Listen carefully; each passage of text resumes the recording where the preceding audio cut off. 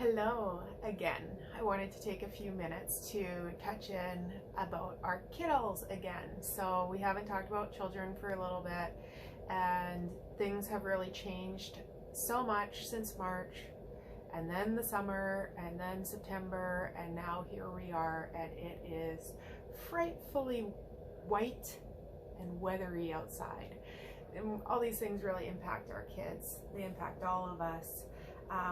But these struggles that just might be difficult for little brains developmentally to take hold of, and it builds up for the kids. So there's a few things I just wanted to highlight again when we're concerned for our children's mental health. What are some of the warning signs that maybe they need some extra support? Number one, any big change that's out of the norm. So if you have a very outgoing, jovial child and all of a sudden they're very withdrawn or sullen, they're just not the same kid that you're used to. Or let's say you have a very quiet, calm demeanor child and they're starting to become reactive and explosive. So those big switches in personality or emotional regulation, those might be a warning sign that your child is actually starting to struggle with some anxiety or some depression, the isolation, all the things that we're enduring just right now.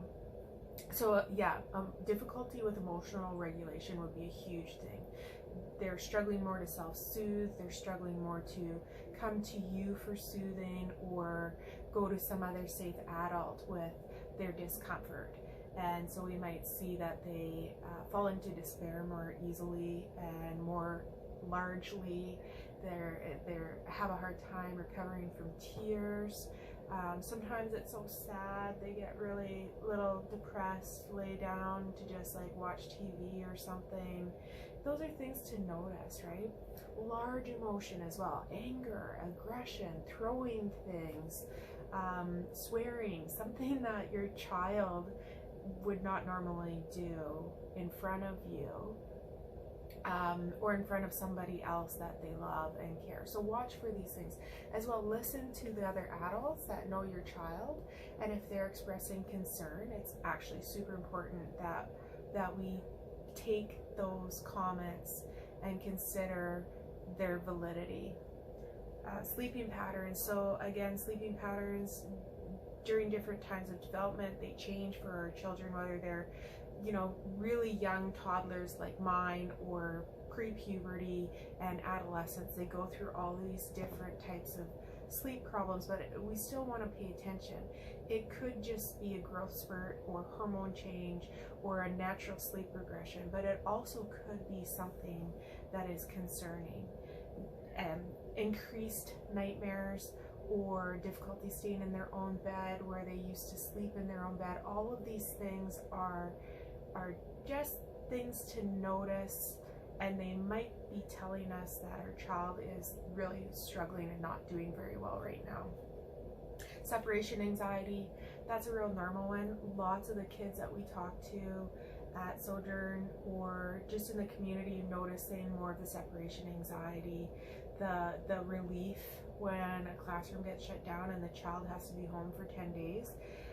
That's something to notice, that there's some concern for these kids. School is very strange for them. The high school students, I think we have to really keep an eye on because of how they're building this curriculum and these intense modules and big exams spread out throughout the year. So these are things that we just need to happen right now, but they're also very, very stressful. All right, you guys, so simple attachment focus strategy. What do we do? What do we do with our kids right now?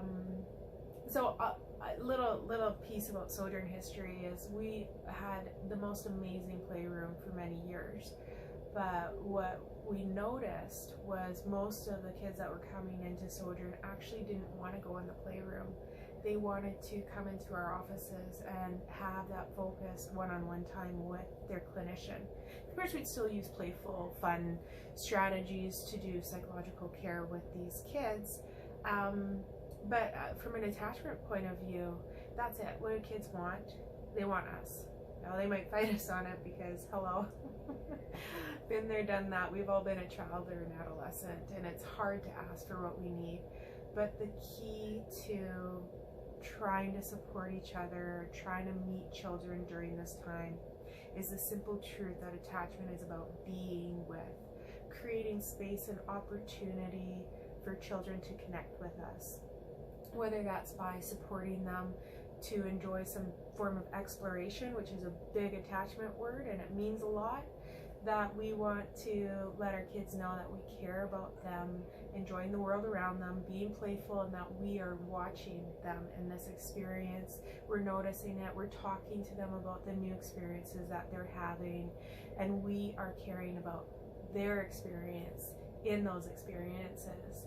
The other piece is really about, like, come to me. Like, our children really need to know that there's a space for them, that we're drawing them in, and that this is just a safe, comfortable, my mom loves me, my dad loves me space where I can talk about my big feelings, I can just be, whether it is making sure you're doing hot cocoa time, or, you know, pausing before bed and tickling their little back, or big back maybe, but really spending time to just be present.